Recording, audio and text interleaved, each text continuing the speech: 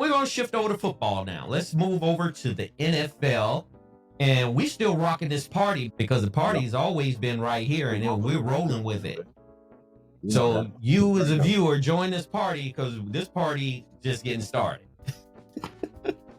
So let's talk a little bit about NFL, and I want to start with you, Isaiah, because you are the NFL, as far as I'm concerned, guru, talking about NFL. Let's talk a little bit about Derek Carr retiring from the New Orleans Saints. And I do want to get your take on that too, Najee, after Isaiah's take. Derek Carr has been around for 11 seasons. He played at Fresno State. His brother, David Carr, was first player picked by the Houston Texans back in the day. David played at Fresno State as well. And I have to take my hat off to Derek Carr because Derek Carr has the type of character and courage which I deem very viable in this world today when it comes to social issues and things of that sort. But getting to his football acumen and IQ, I think he's done a fantastic job in the 11 years that he's played. He played a bulk of his career at the Oakland Raiders. And when the Raiders started, having issues with losing, and they blamed a lot on Derek Carr, and they let him go, and he ended up with the New Orleans Saints. But he called it quits a couple of days ago. I want to just say to Derek Carr, we appreciate all of the good things that you've done for the NFL and for society itself, because you've been a big part of that. And you're going to be missed as a player, but hopefully you can go up in the booth. So Isaiah, tell me a little bit about what you know about Derek Carr. QB. I like him because of, you can always get a good quarterback and bounce around and go from team to team. But you know how deep I am when I think about humanitarian stuff and moral issues and stuff like that, when you just speak up on moral issues. And I think he's going to make a big leap into something that's going to be more important in his life, to get outside of football. And, you got noticed by football, but then you carry the rest of your life on. And that's what a lot of these young guys got to start doing. They got to start looking beyond sports, because you got so much life to live after you walk away from the game. You spend 11 years, 12 years, 15 years with the game, and then you got 20 or 30 years ahead of you. And for a guy who already speaking about issues, that already got himself embedded in things that he can, change, is really important, man, because, you can have these youth understand what you went through as a football player, the channels that you got to go through to make it from little league to high school to college, and then into professional football.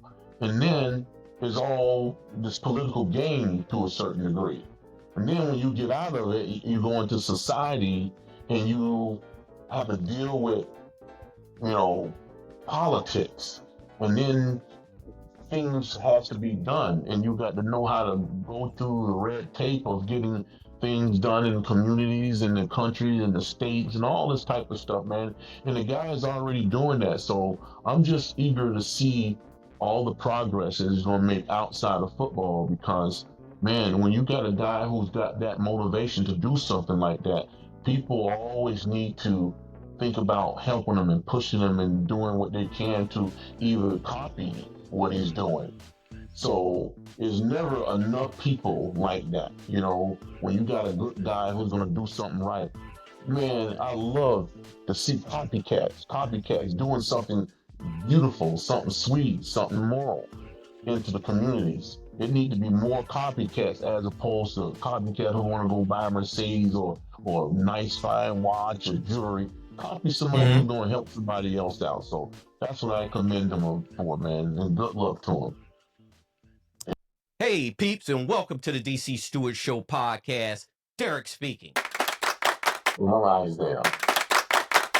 And I'm not. How you doing? You're currently tuned in to the DC Stewart Show Podcast, where sports, culture, and real talk collide. So football break down to the very latest in current events. and exclusive interviews you do not want to miss. So don't touch that dial. Stay tuned to the DC Stewart Show podcast, and be sure to crush that subscribe button and hit that like button. We're trying to reach 1,000 subscribers in the next 30 days. So please help us out. Thank you. Absolutely. It looks like his career stats: 41,245 yards, 257 TDs, 3-time Pro Bowler, led the Raiders to multiple playoff berths. He played through injuries. I mean, nagging injuries. He ended up breaking his leg. I mean, the guy has just been, his courage and his acumen to be a good teammate. I mean, everybody in that locker room, the Raiders and New Orleans, would tell you Derek Carr is an upstanding guy. No doubt about it. And one day we want Derek Carr to come on to this show and talk a little bit about his career and about some of the experiences that he went through as an NFL player, playing 11 years in the NFL, because most players don't make 5 years. I mean, so he was able to parlay into 11 years. He followed in his elder brother's footsteps, David. David was a first pick. David had an impressive career in the NFL. David ended up winning a Super Bowl with the New York Giants as a backup.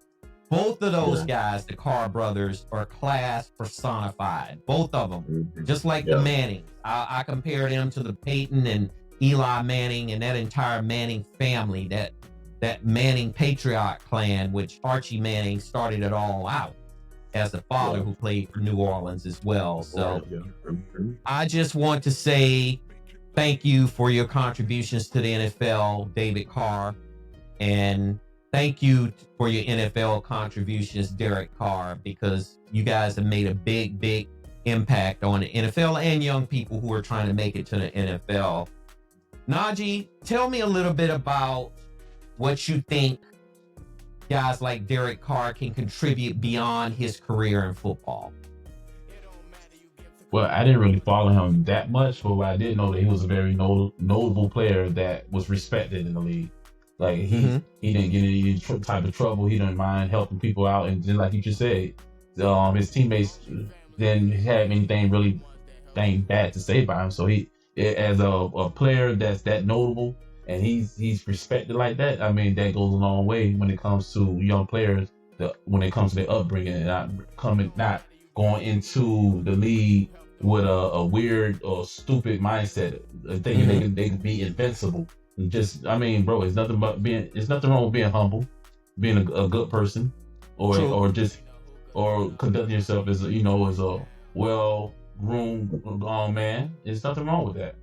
But what I wish he would have done is go ahead and retire before the draft. Maybe Shador would have went over there. I would have definitely respected that. And I'm like, you know what? Shador do look good in a New Orleans jersey, man. That's true. That would have been a good fit for Shador. I agree. That would have been a great fit for Shador. The biggest thing is it looked like they drafted, as far as the New Orleans Saints go, Tyler Shuck.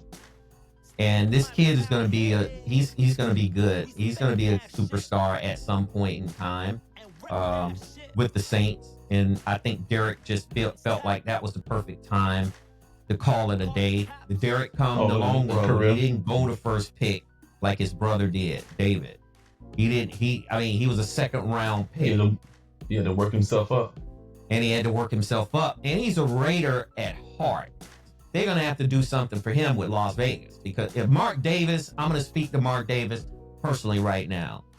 Derek Carr should be put in the Ring of Fame in the stadium in Las Vegas. I'm just kicking this out to Mark Davis. He did move on to the Saints, but he's a Raider. He's not going to ever not be a Raider. He needs to be in that ring, and he needs to be in that Hall of Fame at some point.